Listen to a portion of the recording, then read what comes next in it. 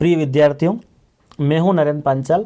मेरे इस चैनल के माध्यम से क्लास 11th की जो क्वेश्चन बैंक इंग्लिश की है उसको जो है हम पूरा पढ़ेंगे, पूरा उसको मैं समझाने का प्रयास करूंगा। देखिए, आपका यहाँ पहला क्वेश्चन है, read the following passage and answer the question given below. ठीक है, तो बिल्कुल केयरफुली आपको पढ़ना है इसको और इसके आंसर। पैसेज 1 है आपका, academics has always been an essential part of human developments, है ना। ह्यूमन डेवलपमेंट मतलब ये है, एकेडमिक्स का मतलब होता है कि जो अकादमिक चीज़ें होती हैं, मतलब शिक्षा संबंधी जितनी भी चीज़ें हैं वो हमेशा से, ठीक है, उनने जो है अनिवार्य रही हो, अनिवार्य हिस्सा किसका, ह्यूमन डेवलपमेंट मतलब मानव के विकास का एक अनिवार्य हिस्सा रहा है। क्या चीज़, एकेडमिक या अकादमिक चीज़ें, जो शिक्षा संबंधी कार्य हैं उनको हम यहाँ एकेडमिक से लिखा है। ठीक है, तो शिक्षा वाली चीज़ें हमेशा शुरुआत से ही अनिवार्य रूप से एक हिस्सा रहा है किसके विकास का, मानव के विकास का। ठीक है, it prepares us to survive in the outside world and established an identity of our own, मतलब यह तैयार करती है, शिक्षा वाली गतिविधि जो है, विद्यालयीन चीज़ें जो है वो प्रिपेयर करती है। अस टू सर्वाइव मतलब ये हमें जीवित रहने के लिए, कहाँ पर, आउटसाइड वर्ल्ड मतलब बाहरी संसार में, बाहरी दुनिया में जीवित रहने, और अपनी जो है आइडेंटिटी मतलब अपनी पहचान को स्थापित करने में। किसकी पहचान, अपनी खुद की, और ओन का मतलब होता है अवर ओन, मतलब अपने खुद की जो आइडेंटिटी है उसको स्थापित करने में ये चीज़ें हमारी जो है हमको तैयार करती, प्रिपेयर करती। ठीक है, तो क्या निकला इसका मीनिंग कि अकादमिक चीज़ें जो है वो मानव विकास का एक अनिवार्य हिस्सा रही है। ठीक है, और यह हमें क्या करती है कि जो आउटसाइड का वर्ल्ड है, जो बाहरी दुनिया है, ठीक है, उस बाहरी दुनिया में हम सर्वाइव मतलब जीवित रहना और खुद की एक पहचान स्थापित करने के लिए तैयार करती है। But is an individual's development restricted to merely academic, लेकिन क्या किसी व्यक्ति का जो व्यक्तिगत जो विकास है वो केवल शिक्षा से ही संभव है, मतलब क्या केवल जो है व्यक्ति का विकास केवल शिक्षा तक ही सीमित है। ठीक है, in India from an early age we have been taught that education is limited to the boundaries of academics only, मतलब इंडिया में, भारत में कम उम्र में, है ना, from an early age we have been taught मतलब भारत में जो है, इंडिया में हमें कम उम्र में हमें ये सिखाया गया है कि शिक्षा जो है वो एजुकेशन इज लिमिटेड, शिक्षा जो है वो उसकी एक सीमा है, is the boundaries of academic only. ठीक है, तो शिक्षा केवल शिक्षा की सीमा तक ही सीमित है, तो शिक्षा का जो स्तर है वो लिमिटेड है ना, मतलब वो केवल एकेडमिक लेवल तक ही सीमित है। The idea of getting out into the field for gaining practical experience is always considerate a hoax, मतलब ये है कि एक विचार है ना, इस क्षेत्र में उतरने का एक विचार और वहां से गेनिंग नॉलेज प्राप्त करे, कौन सा, प्रैक्टिकल या व्यवहारिक अनुभव प्राप्त करने का जो विचार है, इस क्षेत्र में उतरेंगे तो हमेशा क्या मिलेगा, आपको धोखा ही मिलेगा, क्योंकि प्रैक्टिकल नॉलेज यहाँ नहीं मिलेगा। ठीक है, दिस हैज हिंड्रेड स्टूडेंट्स डेवलपमेंट, इससे क्या होगा, यह छात्रों के साथ एक प्रकार का इससे विकास क्या हुआ, रोका है, बाधित हुआ है ना, डेवलपमेंट जो, इससे प्रैक्टिकल नॉलेज नहीं मिलेगा, वहाँ पर केवल किताबी ज्ञान मिलेगा, इसलिए दिस हैज हिंड्रेड स्टूडेंट्स डेवलपमेंट, इससे छात्रों का विकास रुक जाता है। But the truth is that education represent a considerably broader field then we know of it, लेकिन सच यह है कि शिक्षा को जितना हम जानते हैं उससे अधिक इसका क्षेत्र जो है वो बहुत बड़ा क्षेत्र है और एक बड़े क्षेत्र का वो प्रतिनिधित्व करती है। शिक्षा जो है वो जितना हम जानते हैं, सच बात तो यह है कि शिक्षा को हम जितना जानते हैं उससे बड़े क्षेत्र को क्या करती, वो एक प्रकार का रिप्रेजेंट करती, बड़े क्षेत्र का यह व्यापक प्रतिनिधित्व है शिक्षा का। Our teaching from the basics has been focused on getting good grades and job offers rather than being creative and unique, और हमारी जो शिक्षा है उसमें जो बुनियादी बातें हैं, ठीक है, उसमें जो फोकस किया गया है वो क्या है, अच्छे नंबर लाना, है ना, जॉब ऑफर होना, मतलब ठीक है, नौकरी प्राप्त करने के लिए प्रस्ताव, rather than being creative and unique. इसके बजाय उसमें क्या है, बुनियादी बातों को छोड़ दें तो किस पर केंद्रित रहा है वो, क्रिएटिव, मतलब है ना, ये नौकरी, गुड ग्रेड प्राप्त करना, जॉब ऑफर करना, ठीक है। बाकी क्या होना चाहिए, क्रिएटिव एंड यूनिक होना चाहिए। मतलब अगर बेसिक तरीके से हमारी शिक्षा प्रणाली को देखा जाए तो क्रिएटिव और यूनिक होने के बजाय, मतलब रचनात्मक और यूनिक होने के बजाय क्या मिलता है शिक्षा में, good grade and job offers, अच्छे मार्क्स प्राप्त करना और नौकरी के लिए ध्यान देना, बस ये चीज होती है। इन द 21st सेंचुरी, मतलब 21वीं सदी में, the pure academic type of education is slowly paving way for a whole new types. मतलब 21वीं सदी में जो हमारी शिक्षा जो है, वो शैक्षणिक जो प्रकार है उसका, वो कैसा हो रहा है, धीरे धीरे paving way for a whole new type, मतलब एक प्रकार का जो है रास्ता जो है वो कैसा हो रहा है, एक नए प्रकार का जो मार्ग है वो यहाँ देखने को मिल रहा है। कब, 21वीं सदी में, ठीक है। प्योर एकेडमिक टाइप मतलब एक प्रकार की शुद्ध शैक्षणिक प्रकार की शिक्षा धीरे धीरे एक नए आकार में जो है, नया प्रकार हमें जो है रास्ता हमें देखने को मिल रहा है। The paradigm shift in the whole education system is evident. तो संपूर्ण शिक्षा जो हमारा एजुकेशनल सिस्टम है, पूरी शिक्षा प्रणाली में हमें क्या परिवर्तन, स्पष्ट प्रतिमान उसका दिखाई दे रहा है, ठीक है। People have now come to understand that education is a 360-degree activity that should focus on students' overall development rather than restricting him her to the classroom। तो लोगों को अब यह जो अंडरस्टैंड मैंने यह समझ में आने लगा है, या समझ में आ गया है कि शिक्षा है ना एक 360 डिग्री की गतिविधि है, ठीक है। और ये 360 डिग्री की गतिविधि है, मतलब पूरी तरह से एक संपूर्ण रूप लेकर चल रही है। That should focus student overall development, इसमें जो है छात्रों का जो समग्र विकास पर ध्यान देना चाहिए, रादर देन, मतलब किसकी बजाय, कक्षा तक सीमित रखने के बजाय उसके बच्चों का जो समग्र ओवरऑल डेवलपमेंट है उस पर ध्यान देना चाहिए। इस प्रकार लोगों को यह बात समझ में अब आने लगी है। को curricular activities they take place outside the classroom but reinforce of supplement classroom curriculum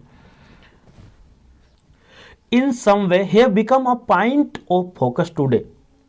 मतलब कैसी एक्टिविटी की बात हो रही है, तो ऐसी एक्टिविटी जो अपनी पढ़ाई के साथ साथ होती है, जिनको हम बोलते हैं सहपाठ्यचर्या, जो गतिविधि है वो आउटसाइड मतलब कक्षा के बाहर होती है। ये गतिविधियां कहाँ होती है, को करिकुलर एक्टिविटी, मतलब ये कक्षा से बाहर होती है, ठीक है। और ये क्या करती है, ये कक्षा के पाठ्यक्रम को बहुत मजबूत बनाती है। जो क्लासरूम का जो हमारा करिकुलम होता है, जो पाठ्यक्रम कक्षा का है, इन गतिविधियों को करने से वो पाठ्यक्रम कैसा होता है, उसका सप्लीमेंट मतलब एक प्रकार का पूरक है, या उसको सुदृढ़ करती है, मजबूत करती है उस पाठ्यक्रम को।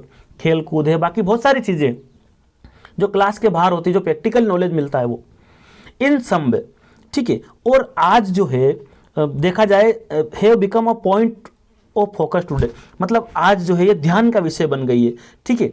और ये बिल्कुल इस पर फोकस किया जा रहा है। This activities help in the growth of the child. ये जो गतिविधि होती है ना, ये मदद करती है किसकी, बच्चों के ग्रोथ माने बच्चों के विकास में मदद करती है। इन मोर देन वन वे, मतलब इन मोर देन वन वे मतलब ये होता है कि ये गतिविधियां एक से अधिक तरीके से, है ना, एक से ज़्यादा तरीके से बच्चों की हेल्प करती है, मतलब उसके विकास में, चाइल्ड के विकास में, डेवलपमेंट में क्या करती है, मदद करती है, ठीक है।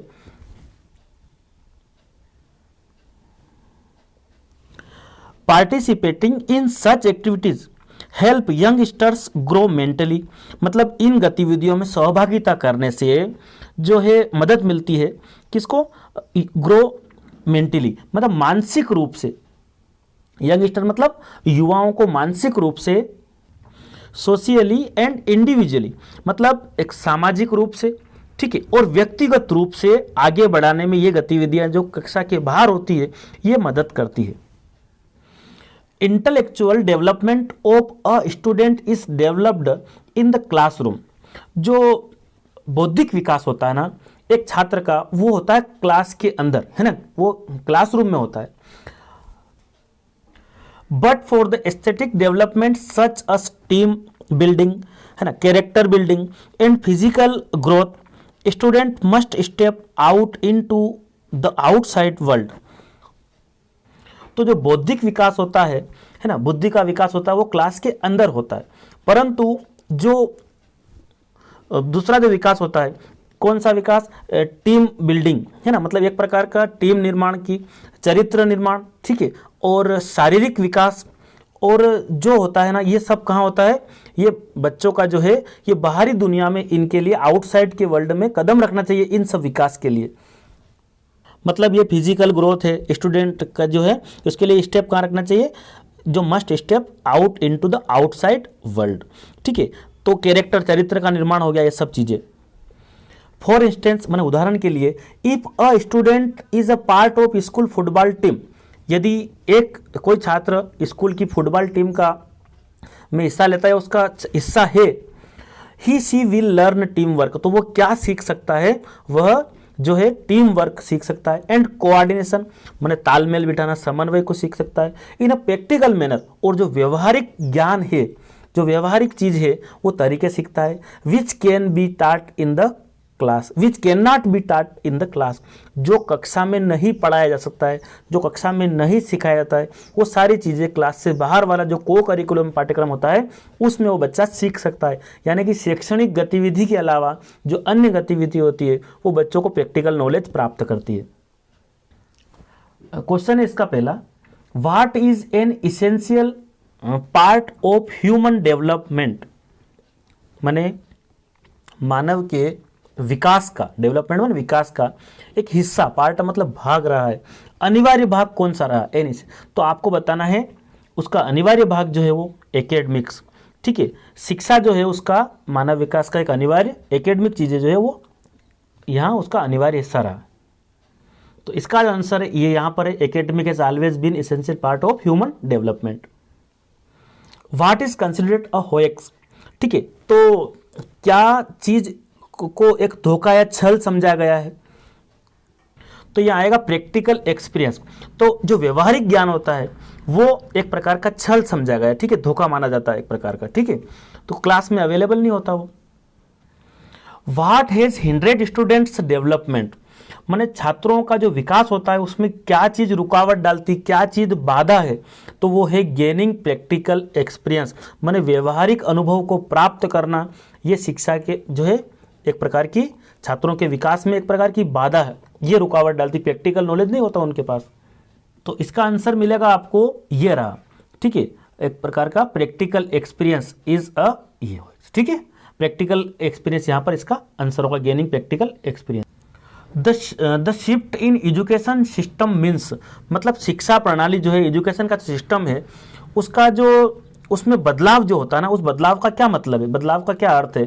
तो वो है कि उसमें बदलाव का मतलब है to focus on overall development, माने समग्र विकास पर, प्रकार समग्र जो विकास होता है बच्चों का, जो संपूर्ण सर्वांगीण विकास होता है उस पर ध्यान केंद्रित करने के लिए बदलाव शब्द यहाँ पर जो है एजुकेशन सिस्टम में। तो यह आपका सी आंसर होगा, शिक्षा प्रणाली में बदलाव का मतलब ये है कि बच्चों के समग्र विकास पर फोकस करना। अब ये 360 डिग्री इग्नोर लिखा है, ठीक है, तो यहाँ सी ऑप्शन आपका ही सही होगा। Which of the following is similar in meaning to the word होएक, मतलब इस शब्द का बिल्कुल समान अर्थ रखता हो, सिमिलर इन मीनिंग, है ना, अर्थ में समान हो ऐसा वर्ड ढूंढिए। तो ट्रूथ लिखा है, इसका मतलब सच्चाई होता है, अनट्रू माने असत्य या गलत होता है, ठीक है, और अनमास्क और ये अनकवर मतलब उजागर करना किसी चीज को। तो यहाँ पर आपका जो आंसर होगा, तो धोखा शब्द का मतलब होता है असत्य या गलत या छल, है ना, होएक से मतलब untrue. Which activities have become a point of focus today, कौन सी गतिविधि आज जो है ध्यान का विषय बन गई है ना, पॉइंट बिल्कुल उसको पॉइंट किया गया, और वो गतिविधि है शिक्षा के साथ में जितने भी सह पाठ्यक्रम होता है ना, सह पाठ्यक्रम गतिविधि, उनको आज उन पर आज ध्यान दिया जाने लगा है ना, को करिकुलर एक्टिविटीज, ठीक है, ये सह शैक्षणिक गतिविधियां होती है उन पर ध्यान दिया जाता है। तो ये है become a point of focus today. Why must student step out into the outside world, मतलब ये है कि छात्र को जो है आउटसाइड वर्ल्ड जो है, मतलब बाहरी दुनिया में क्यों कदम रखना चाहिए, क्यों स्टेप अपना रखना चाहिए। तो दुनिया देखने के लिए, या फिर शारीरिक विकास के लिए, या फिर सौंदर्य विकास के लिए, या फिर मानसिक विकास के लिए। तो इसका आंसर आपको कमेंट बॉक्स में लिखना है कि बच्चों को, जो स्टूडेंट को है, छात्रों को बाहरी दुनिया में क्यों कदम रखना चाहिए। The time period of 100 years is, मतलब 100 वर्ष का समय जो अवधि वो क्या कहलाती है, तो एक सदी कहलाती है, सेंचुरी आएगा, ठीक है। विच of the following is the correct antonym of unique, मतलब दिए गए, फॉलोइंग मतलब दिए गए में से कौन सा करेक्ट माने सही है, एंटोनिम माने उल्टा, विपरीत, विलोम है, यूनिक शब्द का उल्टा है।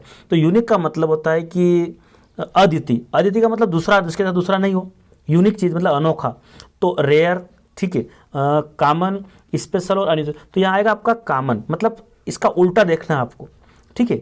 स्पेशल का मतलब यूनिक होता, मतलब एक अलग ही चीज़ है ना, और रेयर मतलब बिल्कुल रेयर कंडीशन वाली चीज़ है। तो यहाँ पर आएगा कॉमन, मतलब साधारण, सामान्य, सबके लिए, है ना, आम चीज़, है ना, नॉर्मल। तो ये आएगा कॉमन। क्या आएगा, यूनिक का उल्टा पूछा ना, एंटोनिम पूछा था, आप लिखोगे common. Classroom teaching is provides, कक्षा की जो टीचिंग होती है, जो वो क्या उपलब्ध करवाती है, क्या प्रदान करती है आपको, तो एक प्रकार का आपका फाउंडेशन तैयार करती है ना। तो classroom teaching provides practical expose, तो ये तो हो गई ना, तो प्रैक्टिकल वाला चीज़ होगी नहीं यहाँ पर, तो आपका है मतलब पूरा प्रकार से फाउंडेशन तैयार करवाती।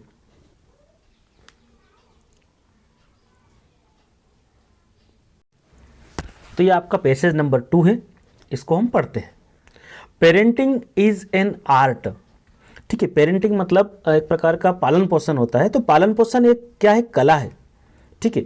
It requires a lot of time, dedication and hard work.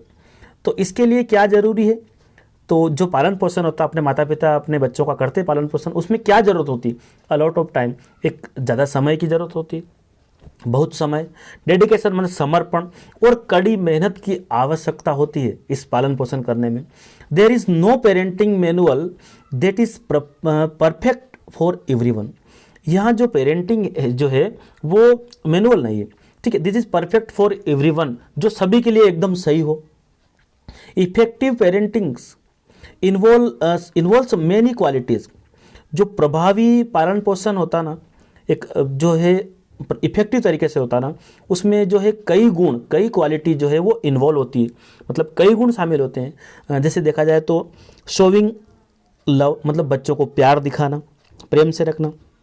Providing support, setting limits, मतलब उनको एक लिमिट तक सपोर्ट देना। बीइंग अ रोल मॉडल, उनके लिए रोल मॉडल बनना। टीचिंग रिस्पॉन्सिबिलिटी, मतलब उनकी जो पढ़ाई की जो जिम्मेदारियां हैं, ठीक है, टीचिंग की जो जितनी भी रिस्पॉन्सिबिलिटी है, तो उन जो है अपने बच्चों को जिम्मेदारियों से पढ़ाना। Making a healthy family environment etcetera, मतलब ये है कि बच्चों के लिए एक स्वस्थ पारिवारिक जो वातावरण है, इन्वायरमेंट है, उसका निर्माण करना। Being a good parent means you need to teach your children the moral values, मतलब एक अच्छे अभिभावक, अच्छे पेरेंट होने के नाते जो है आपको क्या चाहिए, teach your children moral values. मतलब ये है कि अच्छे माता पिता होने का मतलब ये है कि आपको अपने बच्चों को नैतिक मूल्यों को सिखाने की ज़रूरत है। मोरल वैल्यू जो होती है ना, उसको सिखाने की ज़रूरत है। What is right and what is wrong, मतलब क्या सही है, क्या गलत है ना। Being sympathetic as well as strict, मतलब आप उनसे सहानुभूति भी रखें और साथ में सख्त भी रहे, ठीक है। Criticising their follies as well as appreciating their virtues, तो जो उनकी मूर्खता वाली चीजें हैं उनकी आलोचना करें, ठीक है, और उनको साथ साथ उनको प्रोत्साहित भी करें, ठीक है। मतलब उनके गुणों की सराहना भी करें, उनके जो वर्च्यूज होते हैं, जो गुण होते हैं, उनकी वो सराहना भी करें कि ये काम आपने बहुत अच्छा किया है, ये काम आपका गलत है। Supporting them in difficult times as well as rejoicing with them is important, मतलब मुश्किल समय में उनका सपोर्ट करें और साथ ही उनके साथ खुश रहे, है ना, तो सपोर्ट दे उनको डिफिकल्ट टाइम में। It is the duty of parent to boost their children's self esteem, तो माता पिता या अभिभावक का यह कर्तव्य है कि जो बच्चों का जो आत्मसम्मान है ना, उस जो आत्मसम्मान को बूस्ट करें, मतलब उसको बढ़ाएं। ठीक है, they should be flexible as well as strict at some time. जो है उन्हें क्या होना चाहिए, कभी कभी बच्चों के साथ लचीलापन का व्यवहार करें, नरम रुख अपनाएं, और कभी कभी सख्त भी रहना चाहिए some time. It is the value of their connection that determines how well the children listen to them, accept their limits and values and cooperate. तो बच्चों से जो उनका कनेक्शन जो होता है ना, उस संबंध का जो मूल्य है वो ये तय करता है कि बच्चे उन्हें किस प्रकार से सुनते हैं, है ना। ठीक है ना, well them children listen to them, accept their limits and values and cooperate. मतलब अपनी सीमाओं को जो लिमिट है उसको स्वीकार करे और उन मूल्यों को समझे और उनसे कोऑपरेट करे, मतलब तालमेल उनसे बिठाए, उनका सहयोग करे। Harsh discipline should also be avoided.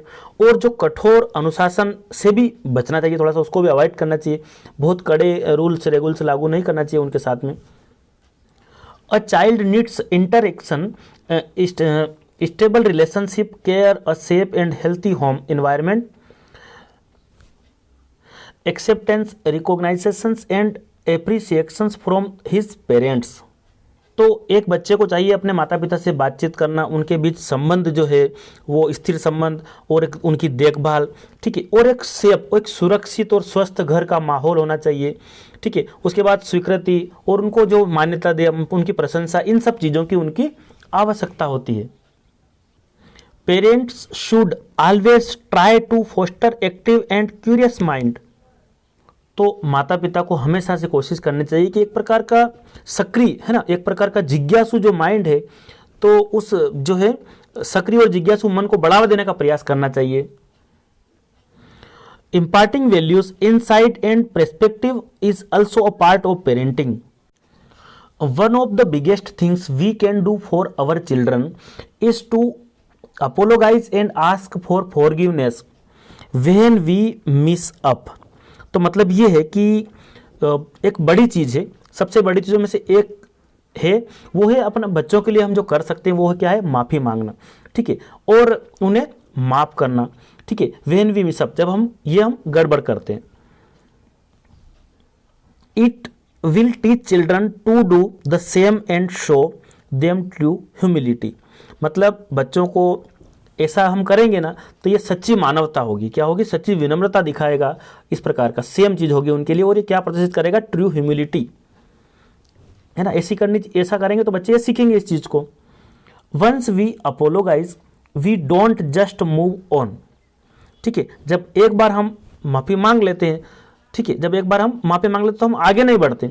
Now is the time we have a talk. अब बात करने का समय है। Find out how is affected your children. पता करें कि आपके बच्चों का इसका जो है क्या प्रभाव पड़ा है, इस चीज़ का क्या प्रभाव पड़ा। तो यह क्वेश्चन है, व्हाट इंश्योर्स इफेक्टिव पेरेंटिंग। तो एक प्रकार का प्रभावी पालन पोषण होता है, वो क्या चीज़ निश्चित करता है।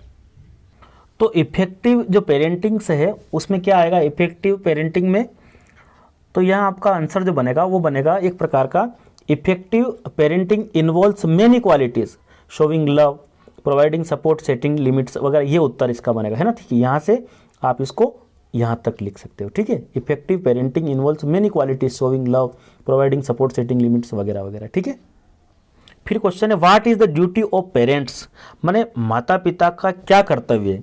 ठीक है, सेकेंड क्वेश्चन क्या पूछा है, what is the duty of parents, माता पिता क्या कर्तव्य है। तो ड्यूटी वाला जो क्वेश्चन है, it is the duty of parents to boost their children self esteem, बच्चों को आत्मसम्मान बढ़ाए।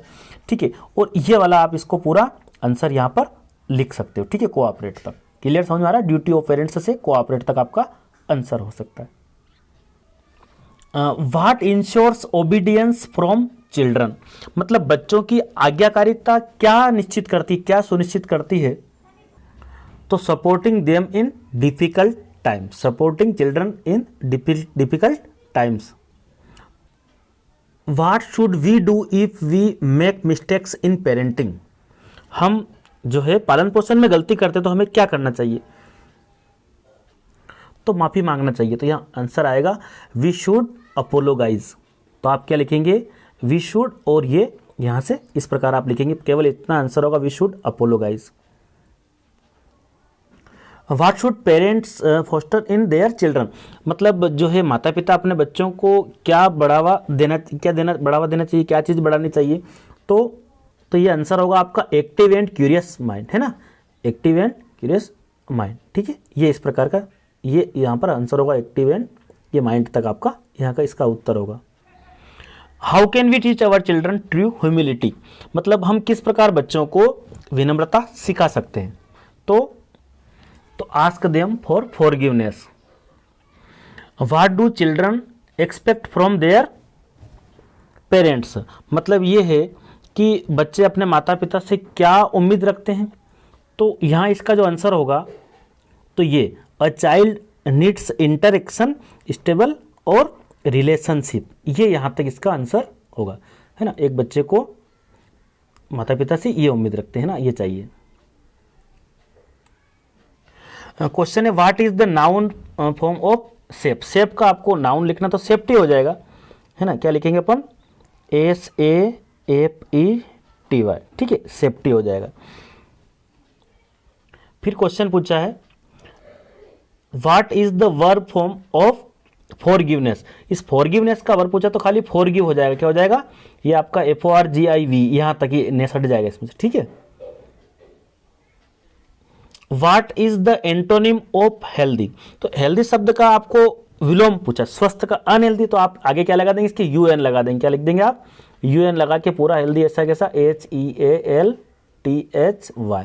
ठीक है। आप इसको अनहेल्दी लिख के इसका एंटोनिम माने उल्टा पूछा आपसे, विलोम पूछा, UNHEALTHY, सेम टू सेम ऐसा लिख देंगे, केवल UN लगाना आगे, ठीक है। ये आपको समझ में आया होगा।